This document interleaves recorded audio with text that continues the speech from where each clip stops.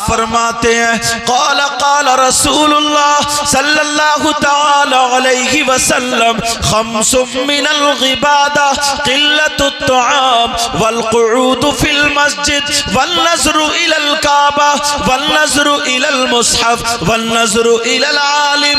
आका फरमाते हैं 5 चीजें इबादत में से हैं। नंबर 1 क़िल्लतुत तआम, कम खाना इबादत। नंबर 2 वल क़ुऊद फिल मस्जिद, मस्जिद में बैठना इबादत। माशाअल्लाह माशाअल्लाह माशाअल्लाह, सुभान अल्लाह। बैठना इबादत और कम खाना इबादत।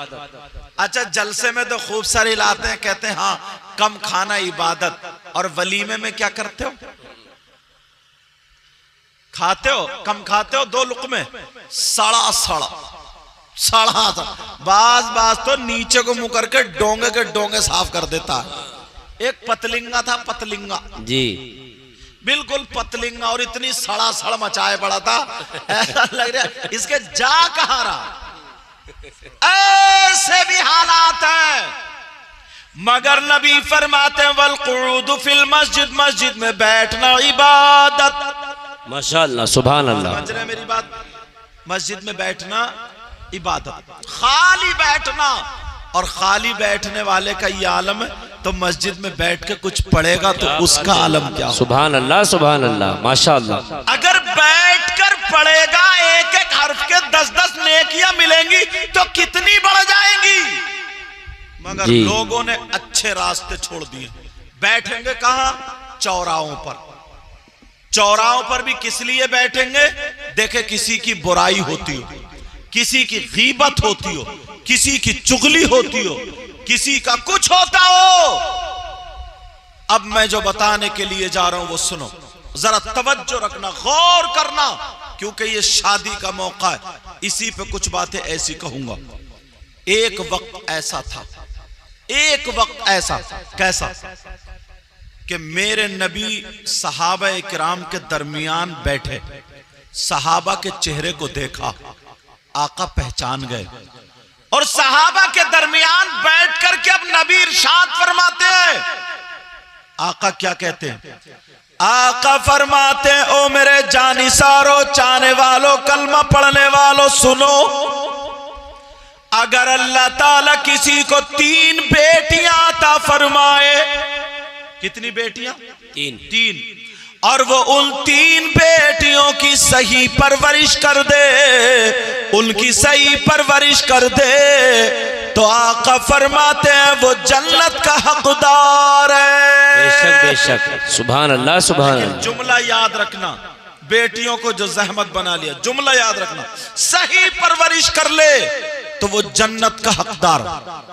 एक सहाबी मजमे से खड़े हुए, कहने लगे आका अगर जिसके पास 3 बेटी ना हो और अगर 2 ही हो तो? भाई कुछ ऐसे भी जिनके पास 2 होंगी। तो मेरे नबी फरमाते हैं अगर जिसके पास 2 बेटियां हो और वो उन 2 की सही परवरिश कर दे तो वो भी जन्नत का हकदार। माशाअल्लाह सुभान अल्लाह। एक सहाबी और खड़े हो गए, कहा आका मैं भी कुछ पूछूं? पूछना चाहता हूं, कुछ सवाल कर। नबी बोले पूछो।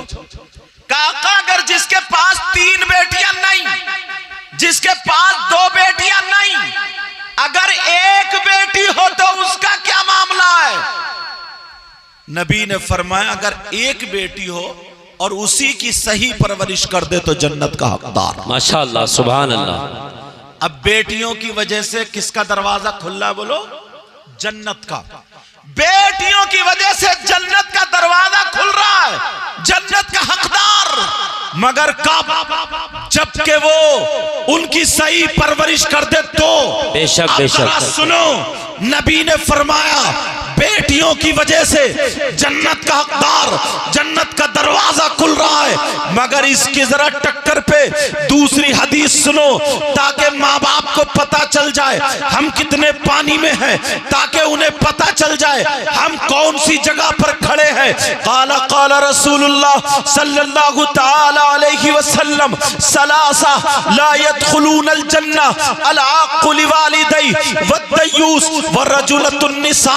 नबी फरमाते हैं मेरी उम्मत में 3 लोग ऐसे भी हैं जो जन्नत में दाखिल नहीं होंगे, जो जन्नत में नहीं जा सकते, जो जन्नत में नहीं पहुंचेंगे। ये नबी फरमाते, कोई मौलाना नहीं कहता, आका फरमाते हैं 3 लोग ऐसे हैं। और वो जहन में रखना, नबी ने फरमाया बेटियों की वजह से जन्नत का हकदार। इधर नबी फरमा रहे, ये भी हदीस है, 3 लोग जन्नत में नहीं जा सकते। 3 लोग जन्नत में कौन कौन नहीं जा सकते? नंबर 1, माँ बाप को सताने वाला, माँ बाप को तकलीफ देने वाला, माँ बाप को नाराज करने वाला, माँ बाप का कहना ना मानने वाला, माँ बाप का नाफरमान जन्नत में नहीं जा सकता। नंबर 2, जिसके लिए मैंने हदीस पढ़ी है, सुनो। नंबर 2, दयूस जन्नत में नहीं जा सकता। आप समझ रहे होगे दयूस कहाँ का रहने वाला है, दयूस कौन से गांव का है। अब तुम्हें अपने गिरेबान में झांकना पड़ेगा।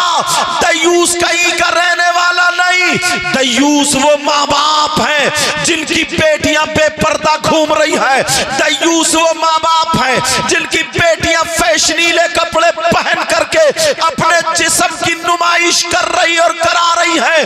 दयूस वो माँ बाप है जिनकी बेटियां आवारा घूम रही है। दयूस वो माँ बाप है जिनकी बेटियां बेपर्दा है। दयूस वो माँ बाप है जिनकी बेटियां मोबाइलों पर चैटिंग और साइटिंग कर रही है। दयूस वो माँ बाप है जिनकी बेटियां बगैर दुपट्टे के वो उल्टे सीधे कपड़े पहनकर जिनसे जिस्म उनके छलक रहे हैं, दिखाई दे रहे हैं, वो घूम रही है और वो माँ बाप राजी है। तो वो माँ बाप दयूस है। अब हमें और तुम्हें अपनी शादियों को देखना होगा, अपने फंक्शन को देखना होगा, अपने प्रोग्राम को देखना होगा। कहीं हमारी शादियों में हमारी बच्चियां बगैर दुपट्टे के तो नहीं है, हमारी बच्चियां फैशनीले कपड़े तो नहीं पहनी है, हमारी बच्चियों को देखो। कोई माई का लाल आज बता के दिखा दे कि किसी की शादी में सारी लड़कियां बुर्के ओढ़े हो। नहीं नहीं, जवान जवान बच्चियां, उनके सरों पे दुपट्टे नहीं मिलेंगे, उनके गले में दुपट्टा मिलेगा। 18-20 साल की बेटी है, वो ऐसे चल रही है जैसे कि फिल्मों में वो नाचने वाली औरतें चला करती हैं। उनके खाने का ढंग फिल्मों जैसा, उनके पहनने ओढ़ने का ढंग फिल्मों जैसा, उनके चलने फिरने का ढंग फिल्मों जैसा। अब मुझे बताओ, हमारी शादियों में जो बेटियां वो बड़े बड़े फैशन, बड़े बड़े लाजो, बड़े बड़े पलाजो, बड़े बड़े शरारे, बड़े बड़े खरारे, बड़ी बड़ी चुटिये, बड़े बड़े जूड़े, दुपट्टे नहीं है। क्या बाप नहीं देख रहा है मेरी बेटी किस हाल में है? क्या चचा नहीं देख रहा मेरी भतीजी किस हाल में है? क्या मामू नहीं देख रहा मेरी भांजी किस हाल में? मुझे बताओ, ये कौन आकर के हमारी बेटी को दुपट्टा उड़ाएगा? क्या कोई पीर उड़ाएगा? क्या कोई मुफ्ती उड़ाएगा? क्या कोई इमाम साहब उड़ाएंगे? क्या कोई मौलाना उड़ाएगा? अल्लाह फरमाता है, या अय्युहल्लज़ीना आमनू कू अनफुसकुम व अहलीकुम नारा।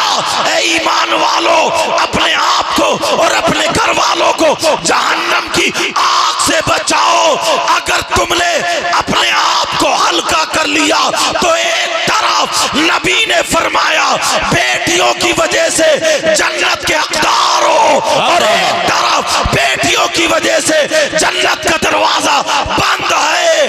अगर बेटियों की सही परवरिश करोगे, जन्नत तुम्हारा इंतजार कर रही है, और बेटियों को आजाद छोड़ दोगे तो जन्नत नहीं, जहन्नम तुम्हारा इंतजार कर। अल्लाहु अकबर, नारे तकबीर। देख लियो किसी भी शादी को